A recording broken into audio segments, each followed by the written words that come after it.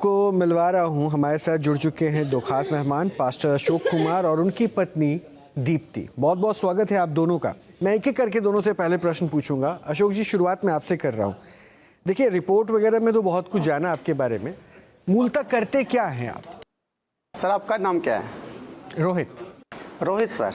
Sir, मेरा IT का काम है और इस काम के साथ साथ बचपन से ही हम यीशु को, जीसस के फॉलोअर हैं और प्रभु की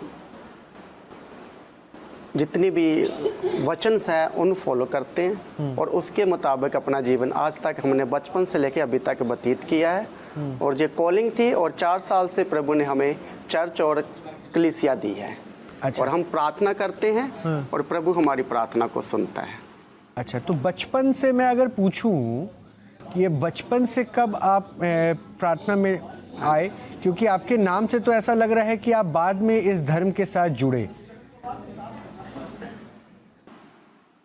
नहीं, नाम अशोक है, लेकिन मेरे पिताजी पहले मसीह थे और हम भी मसीह हैं और मुझे मतलब बचपन से ही मिला है जी। मतलब आप कह रहे हैं कि आपके पिताजी पहले क्रिश्चियन धर्म से जुड़े और आप बाय बर्थ क्रिश्चियन को धर्म को ही फॉलो कर रहे हैं। हाँ जी, हाँ जी।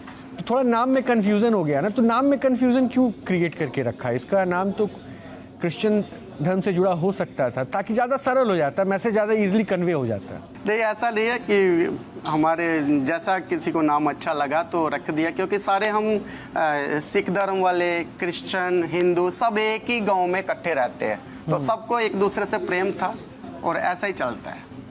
अच्छा, इसमें कोई वाद विवाद नहीं है। अच्छा, बस ऐसे ही। तो ये चंगाई सभा वगैरह कब से आप करना शुरू किए? क्योंकि ठीक है, आप तो अपना बिजनेस भी कर रहे हैं, फिर सभाओं में मैं आपके प्रेयर के स्टाइल्स को भी देख रहा हूँ, वीडियो प्ले हो रहा है, तो ये कब से शुरू हुआ? ओके सर, ये 4 साल हो गए सर। अच्छा, 4 साल हो गए। ये क्या पर्ची क्या रखवाते हैं? मैं देख रहा हूँ एक बॉक्स है, बॉक्स में जो आपके यहाँ प्रेयर में लोग आए हैं, महिला और पुरुष, वो कुछ एक पर्ची जैसा कुछ रख रहे हैं बॉक्स में, वो क्या रखवाते हैं अपनी सभा में? Okay okay okay. नहीं, वो सिर्फ वो जैसे बोलते ना कि दान देना चर्च में, वो चर्च को अपने लिए 10% अपनी कमाई में से कुछ ना कुछ दान पेटी में डाल रहे हैं। वो पर्ची कुछ नहीं है वो। अच्छा, मुझे थोड़ा सा चंगाई सभा के बारे में बताइए ना, कि आप हीलअप वगैरह कैसे करते हैं? चर्च को दान करना होता है। ओके ओके, समझ गए सर, समझ गए। हीलअप वगैरह कैसे करते हैं चंगाई सभा में? चंगाई सभा में मेरे मिसेज पास्टर दीप्ति, ये मतलब पहले तो यही थे, फिर इनके साथ मैं भी आया और मेन ये चर्च को यही पास्टर दीप्ति कल्याण ही करते हैं और मैं इनके सहयोगी भी हूँ और वह प्रीच भी करता हूँ, बाइबल वचन भी देता हूँ, लेकिन मेन पास्टर दीप्ति जी है। अच्छा, तो दीप्ति जी से भी मैं थोड़ा प्रश्न पूछ लेता हूँ। दीप्ति जी, आपके नाम पे भी मैं थोड़ा कंफ्यूज हो गया था। हाँ, आप क्रिश्चियनिटी से कब से जुड़ी हुई हैं? जी, मुझे तो वैसे मैंने परमेश्वर को अपनाया अपने लाइफ में। जीसस को मैंने एक्सेप्ट किया एज अ पर्सनल सेवियर। मैंने जीसस के बारे में जाना और मुझे अच्छा लगा सब कुछ, तो मैंने फिर जीसस को अपनाया। बहुत सारी चीज़ें प्रॉब्लम थी मेरे लाइफ में, छोटी मोटी चीज़ें, और वो ठीक होती चली गई और फिर विश्वास बढ़ता गया परमेश्वर में। और फिर मैंने एक डिसीज़न लिया कि नहीं, मुझे मैरिज क्रिश्चियन फैमिली में करना चाहिए, तो फिर मेरी शादी इनसे हुई। और उसके बाद कॉलिंग भी मेरी वैसे पहले से ही थी कि परमेश्वर में की सेवा करना, काम करना। फिर मेरी शादी तो हो चुकी थी मसीह फैमिली से, और उसके बाद कॉलिंग को कंफर्म किया और परमेश्वर ने उस कॉलिंग को कंफर्म करने के लिए सब कुछ जैसा बाइबल में लिखा गया है और उस तरह से हम करते आए और आज मैं परमेश्वर की सेवा कर रही हूँ। मैं अपनी इच्छा अच्छी बात है, आप कीजिए ना, जिसमें आपकी आस्था हो, जिसमें इंसान का भाव हो, उसके साथ जुड़े, उसमें कोई परेशानी नहीं है। बट मेरा प्रश्न कुछ और था। मैं ये पूछ रहा था कि सबको जय मसीह की। सब फिट है और सब अच्छे हैं, परमेश्वर की दया हम पर भरपूर है। आज हम उस विषय में बात करेंगे जिस विषय को लेकर हम लोग बहुत परेशान हैं, जो कि है चंगाई, हमारा छुटकारा और हमारे जीवन में जो उद्धार हम चाहते हैं वो हमें क्यों प्राप्त नहीं हो पा रहा और क्यों उसके कारण हम आज परमेश्वर के जीवन में आने के बाद भी, मसीहत जीवन में आने के बाद भी आज हम फूल फल नहीं रहे। यानी कि बढ़ नहीं रहे। तो मेरे भाई बहनों, मैं आपको वो वचन बताने जा रहा हूँ, वो परमेश्वर की बात बताने जा रहा हूँ जिसके वजह से आप आज ही नहीं, इसी पल वो चीज को महसूस भी कर पाएंगे और आप अपना छुटकारा भी कर पाएंगे और अपने भाइयों के लिए भी आप उस बात को रखकर छुटकारे की तरफ जा सकते हैं।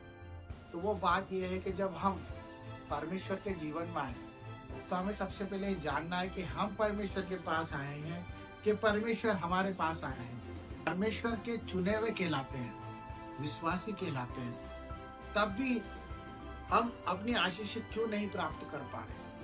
क्यों हमारे जीवन में आज भी हमें अंधकार दिख रहा है? क्यों आज भी हम बीमारियों के साथ अपनी एक मित्रता करके बैठे हुए हैं? क्यों हम अपने कर्जों में लपटे हुए हैं? क्यों हम अपने सम्मान को खोते जा रहे हैं जो प्रभु यीशु ने हमारे लिए क्रूस पर जान दी? मेरे भाई बहनों, ये सच बात है। वो पापी नहीं था, परंतु पाप को लेकर क्रूस पर अपनी जान दी। वो पापी नहीं था, पर उसने सारे विश्व का पाप लेकर अपनी जान दी ताकि हम अच्छे जीवन जी पाए, हम डार्कनेस से ब्राइटनेस की तरफ जा पाए, हम उजाले में प्रकाश में हो जाए और हमारी जिंदगी को बेहतर देख पाए। क्योंकि परमेश्वर ने अपने इकलौते पुत्र को भी नहीं रख छोड़ा हमारे लिए कि हम अगर इस दुनिया में आए हैं तो हम उसके पुत्र के समान जीवन जिए, जिस तरह से उसने निष्पाप होकर भी दूसरों की बुराइयों को ले लिया और हमारे लिए जिंदगी दे दी। यही बात है। तो सच्ची धार्मिकता मैं आपको बताना चाहता हूँ कि जब हम चंगाई छुटकारा अपने जीवन में परमेश्वर की उपस्थिति को देखना चाहते हैं तो हमें सबसे पहले परमेश्वर की धार्मिकता को लेना होगा।